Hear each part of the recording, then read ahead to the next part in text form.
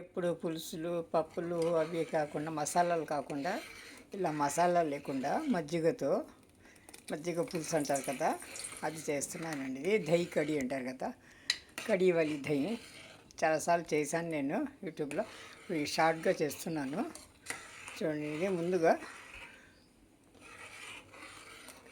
Oil వేసుకొని జీలకర్ర, తర్వాత పోపు దినుసులు అనమాట, మినప్పప్పు, శనగపప్పు, ఆవాలు, కొద్దిగా మెంతులు, ధనియాలు అంతా వేసి, కరివేపాకు, ఎండుమిర్చి 2 వేసి, అల్లము వెల్లుల్లి దంచుకున్నానండి, అన్నీ వేసుకొని పోపు పెట్టి బాగా వేగనిచ్చి, ఎర్రగా కొద్దిగా ఉల్లిపాయలు కూడా వేసుకున్నాను, వేగనిచ్చి తర్వాత ఒక కప్పు పెరుగులో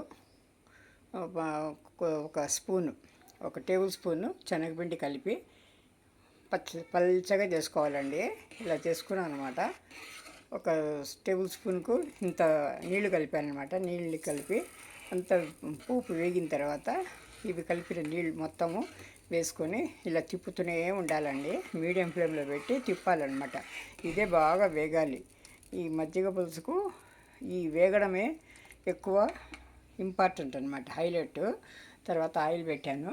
ఆ తర్వాత అందులో మనము బోండాల్లాగా చేసుకొని వేయించి ఇందులో వేస్తాం కదా, ఇవంతా పెరుగు పీల్చుకొని తినడానికి బాగుంటుందండి. ఇది అన్నంలో కానీ చపాతీలో కానీ చాలా చాలా బాగుంటుంది. చాలాసార్లు చేశాను నేను.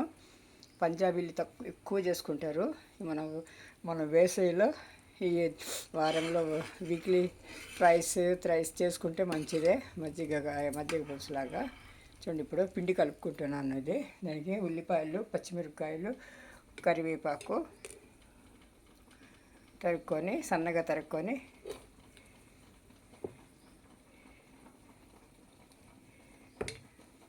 చూడండి, ఇందులో సోడా, కుకింగ్ సోడా అండి, కొద్దిగా కుకింగ్ సోడా, కారం ఇందులో కూడా వేసాము మజ్జిగ పులుసులో కూడా.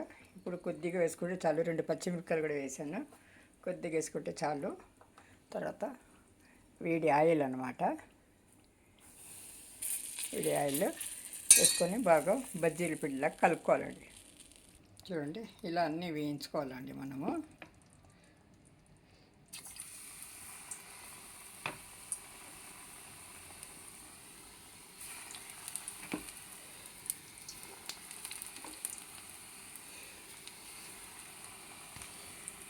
చూడండి, ఇలా వేయించి ఇలా ఇందులో వేసేసుకోవాలన్నమాట. దహి వలి కడి, పకోడీ వలి దహి కడి రెడీ అన్నమాట. ఇలా పెరుగు చాలా అన్నంలోకి చాలా బాగుంటుందండి. థ్యాంక్ యూ ఫర్ వాచింగ్ అండి. ఛానల్ని సబ్స్క్రైబ్ చేయండి, లైక్ చేయండి, షేర్ చేయండి. Thank you.